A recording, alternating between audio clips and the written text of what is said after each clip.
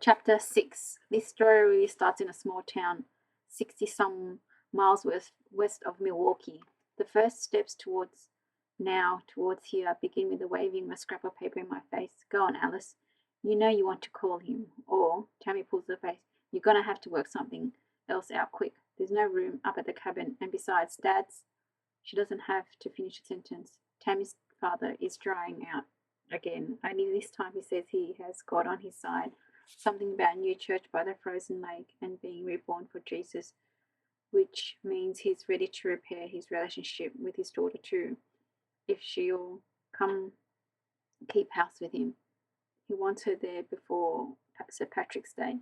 Thinks she'll help keep him steady, but he doesn't know her new boyfriend, Rye, lives one town over from the church, peddling everything from oxy to heroin out of his basement. Tammy thinks one man will make up for the other. She's my best friend, but I wouldn't go to the lake with her. Even if I was invited, there is nothing good waiting for me in those cabins and churches in the basement full of boys who will probably never leave the county, let alone the state, unless it's to go to jail. It's been 9 months since Tammy and I graduated. A new year has turned over, and I am more certain than ever that small towns are not for me. I wasn't conceived in one, and I sure as hell won't die. Don't want to die in one either. What I need then is a job, the kind that pays well or well enough so that the distance between stuck and leaving is shortened, narrowed to an end point I can see. If I was 18 already, I could work clearly.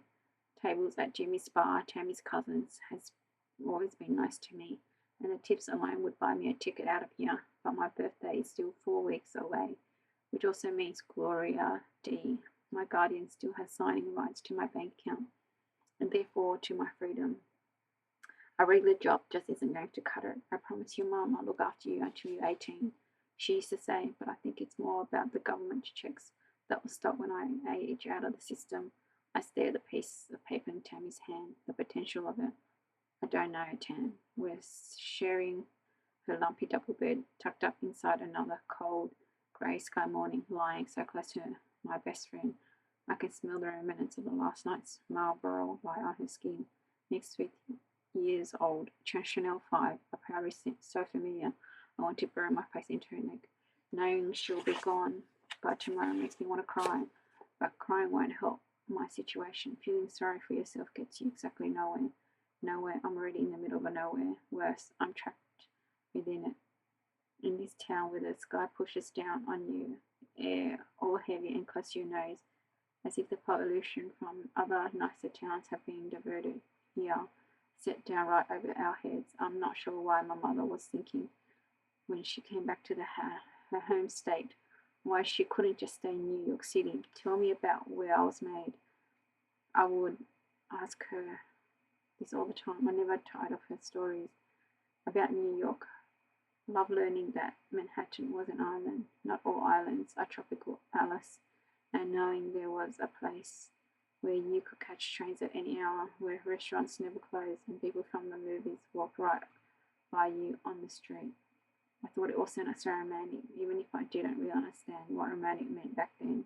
Just like the sound of the word, the click of it in my mouth. From what I know, a man brought us back to the Midwest. Some guy and some promise, both of which end up broken. My mother stayed because it was 1,000 times cheaper than anywhere else. And there were older men and other promises waited, but most in those early years, it was just her and me making a home wherever we found ourselves, to be honest. Each time we packed up and moved, I mostly felt relief, knowing another man had gone and would be back to the two of us again. It was always better when it was just the two of us. Why did she leave me here? What? Tammy is up in her elbow now, facing me, huh? You mumbled something, Alice. What did you say? I had not meant to say. Ask the essential, unanswerable question out loud. This will break all the rules. There are some things you only speak of when you've had enough cheap booze to pretend you don't know what you're saying. When you've drunk so much alcohol, you can no longer hide the fact you split down the middle with grief, still fresh with it, as if it was all happened yesterday, not years ago. When you're only 14 years old, in those moments where your best friend holds your hair back and you throw up and bleed, and last night's tin can spirits, everything comes tumbling out. Words as violent as the bile burning your throat. how you want to die too, on the kitchen floor, how you want to climb right into the fire as they close that dark, heavy curtains around her coffin. I was 14 years old and my mother shot herself in the head. She pulled the trigger a half hour before I arrived home from school, ensuring she would be well dead by the time I got home. How do you find the right words to question that? If the pain slips out when you are drunk, you never reference it in the next morning, you never talk about it when you are sober. Just the same way you never asked Tammy what she meant when she said she had uncles, not monsters, under her bed when she was growing up, and you know to pull her away when she attempts to stumble off with a pair of college footballers at those Friday night parties. You get crashed together. You take care of each other at night, and then you wave off that care in the morning. These are the rules you've got going, and this is how you both survive. Okay, Rita, whatever. Tammy shrugs away in a long silence, then waves the strip of paper in her face again. Call him, Alice. Call Mr. Jackson. You're not a student anymore. He's not your teacher, and besides, she reaches over and moves a wayward strand of hair from her eyes, her own eyes glinting. He's hot. He's so hot. And let's be honest, it'll be the easiest money you're ever going to make around here. Hell, I'll do it too if I were half as pretty as you. But ain't nobody need to see me like that. Tammy folds a piece of paper into my hand, closes my fingers around with her hand. Call him, do it. What have you got to lose? She doesn't wait for me to respond. The way I see it, Alice thinks the answer to that would be nothing the fuck at all. You comfortable, Alice? I'm lying. My legs really ache and muscles in my left arm won't stop twitching. When he first moved my arms, when he asked me to hold still in this position, I wondered how hard it could be to stay like this, reclined in a small couch in the pose he'd asked for, comfortable in my jean shorts and white singlet. It really did feel like the easiest money I'd ever make. $200 to stay still and let a man draw me. Easy, it only took a minute for everything to start aching. This is just a practice run, Alice, he said as he lifted my arms over my head, just so I can get a feel for how to capture you best. Every single body is different. I need to learn about yours. Okay?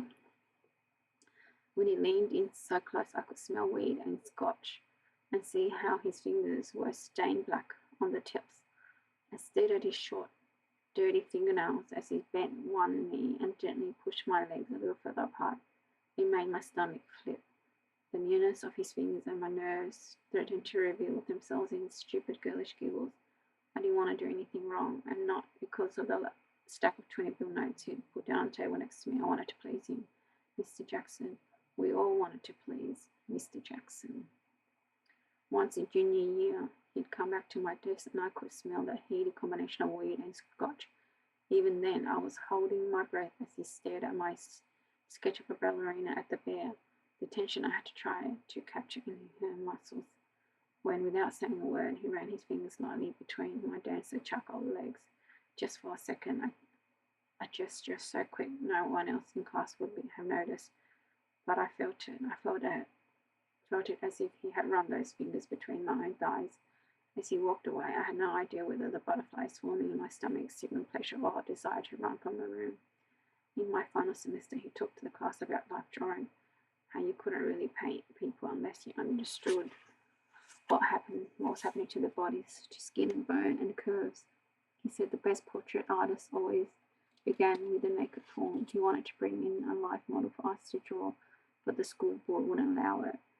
So we just have to take his word for it, or see for ourselves once we graduated. Maybe even try it from the other side. Mr. Jackson had teased the glass, staring straight at me. It's Jamie, not Mr. Jackson. He tried it when he helped me take off my coat this afternoon. I'm not your teacher anymore, hey? And I automatically say sorry, Mr. Jackson, which made him laugh and lightly touched my cheek. He said he was glad I had called. It isn't easy in this town. He waved his hand about as if there was no need to finish the sentence. He understood I didn't need him to tell me that it's never easy around here. The ad Tammy pressed into my hand said life models wanted $200 cash, potential for further work. My hand shook when I called his number. Yes, I'm 18 now. Yes, I've done this before. Yes, I'm still painting. And yes, it would be good to see you too, I said on the call, all lies except the last part, or maybe that was the biggest why, thinking of $200 in cash and the distance this could buy me. Now I am alone with Mr. Jackson for the first time ever, watching him look from me to his sketch pad and back again, his tongue set between his teeth as he draws. He doesn't look like the other men around here. He is slight and tan, and he has stubble instead of the full beard everyone seems to grow these days. He's not wearing shoes, and his jeans frayed at his ankles are torn around his sides. He used to wear slacks when he was teaching in jeans. He looked lean and cold, and I realized I'm sketching him too, working out the curves and lines of his body, skin and bone and curves.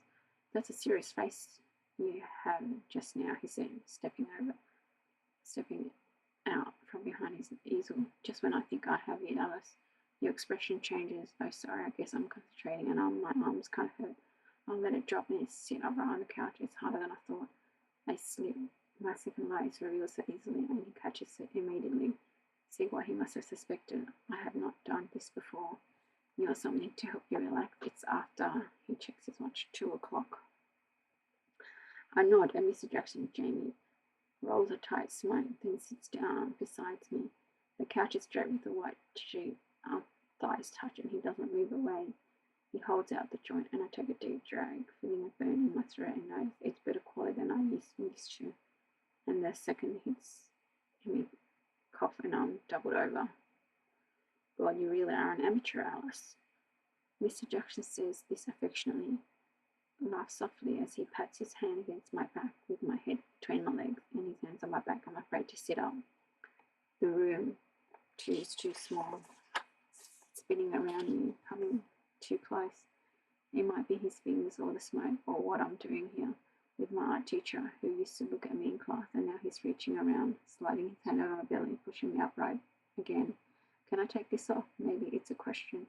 Some other day I wonder if it wasn't really a question at all. I wonder if I could have said no to the weed, and those stained fingers press against my skin, pulling the straps on my singlet down.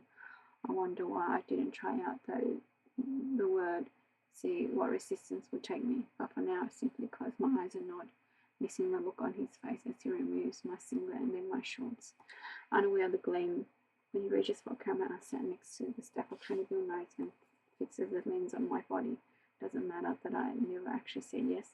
I knew what was being asked of me. Life model wanted $200 cash. Mr. Jackson was clearly enough about what he wanted. I don't suppose I had any right to be surprised by the camera or what it would lead to eventually. It must have seemed to him at least like a natural progression. He might even say I asked for it. Back in Melbourne, Ruby showed her sister the website of the long stay studio apartment she has booked on the Upper West Side. It's small, she says, taking a sip of wine Cassie has poured for her, but it's everything I need. Next day, look at maps of the neighborhood. I'll run here, Ruby says, tracing her fingers around the blue of the Jacqueline Kennedy, Onassis Reservoir in Central Park, and maybe here. Her fingers travel to the western border of the map, to a thick green line that snakes along the Hudson River. Riverside Park, I read. It's less crowded here, more local. Is it safe? And Cassie asked, and Ruby rolled eyes. New York is one of the safest cities in the world these days. Yes, but you're going there by yourself, Cassie says. You have to be more careful when you're traveling on your own. I'm always on my own, Ruby responds, and now it's Cassie's turn to roll eyes. Yes, well, we know why that is, don't we? He's hoping you do more than run in New York, then, little sis, or Cassie's tilts her wine glass at Ruby, narrows her eyes. He's hoping you run for long enough that you finally get away from the man and the hold he seems to have on you. I moved in, I suppose you could call it that. That's why I just never went home the first afternoon. That first night, we didn't do anything, not really, and we still don't, although it has been 1 week since he slid my singlet off, since his fingers pressed against my skin, as he rolled my shorts from my hips. He'd said no underwear during our first phone call, when he told me what time to come over to his house and wear something soft. No lines. I don't want lines, Alice. I have followed Mr. Jackson's instructions carefully. Dress as if it was 90 degrees outside instead of 40. Shivering under my thick winter coat, there wasn't much for him to peel away that very first afternoon. Not much effort required to leave me completely exposed on his small, sheet draped couch a week later, and my stomach still flipped at the memory of it. Up until then, I had never been naked in front of a man, never been looked at up close. Oh, I've had sex before, if that's what you call it, fumbling fingers and thrusts under sheets at various parties, but nothing like this. I've never been seen until that moment, with Mr. Jackson sliding to the floor, looking up at me the way he said, like this, as he reached up and spread my legs on his knees, with those fingers running up the insides of my thighs, pushing them further apart. I want to photograph you like this, Alice. The room tilted sideways. He used to watch me in class. I had that same stomach pit feeling of sinking and floating, and I wanted him to keep touching me, wanted to cover myself, wanted to get up and run. I stayed perfectly still instead, pushed all the shaking deeper. This is what he said was required of me after all. I will need you to stay perfectly still. I said, of course, I have done this before. He now knows this to be untrue, although I haven't yet told him my real age. It's not like exactly to keep that from him, not like the lies I've told Gloria.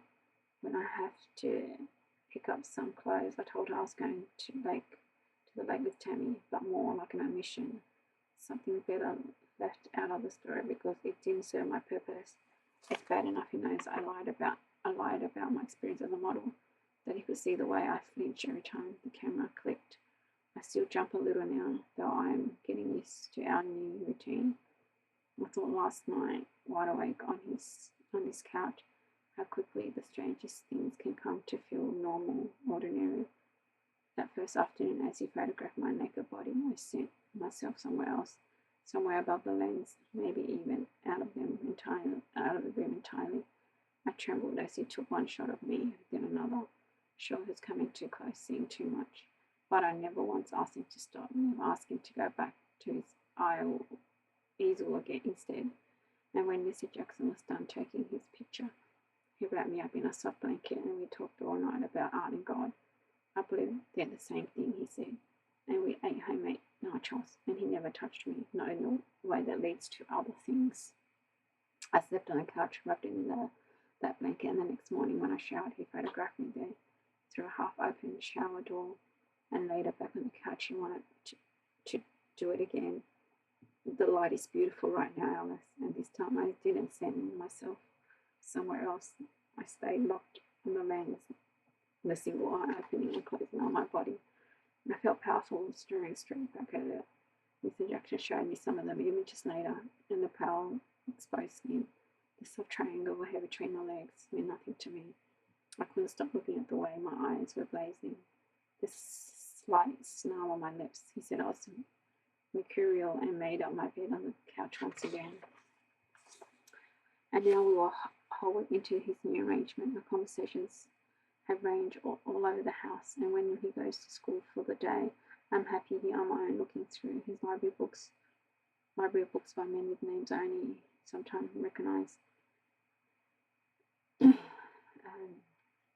Nietzsche, Sartre, and Jung, and sometimes someone called Kierkegaard, who said it begins in fact with nothing, and therefore can always begin, which I like the sound of and almost understand. When Mr. Jackson comes home with groceries and beer, we cook dinner, drink a little, and then he paragraphs me a new and different way.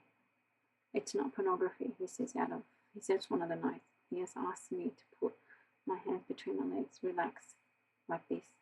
And perhaps he has caught my hesitation this time, the confusion around where this might lead. Pornography has its own purpose, its own merit, Alice. Don't let the conservative claptrap of this town turn your head. But we're not doing that anyway. This is about your body, about showing the world how you inhibit your strong, beautiful body, all the incredible things you can make it do. Later he showed me some videos on his laptop, pornography of merit. Women and men crawled around each other, grasping, clinging, and looking for the most part like they're in some kind of pain, agony and pleasure that can look like the same thing. He tells me when I start to protest, and it is true, I cannot see the difference, cannot understand whether I'm afraid or expanding somehow as I watch these things unfold. I know I ask to watch more, and I know I'm wet, saturated by what I'm seeing on the screen. I feel conflicted by this pleasure, The way it both horrifies and excites me. What Mr. Jackson is showing me cannot be unseen. This much I do know. But as he leaves me alone for yet another night, I cannot for the life of me figure out what he expects me to make of this new world beckoning. Later I see what he was doing, why he made me wait. He needed to know I could be trusted. He needed to know he was safe, as if my safety did not come into it at all. The night Ruby's word farewell. She finds herself thinking much the same thing.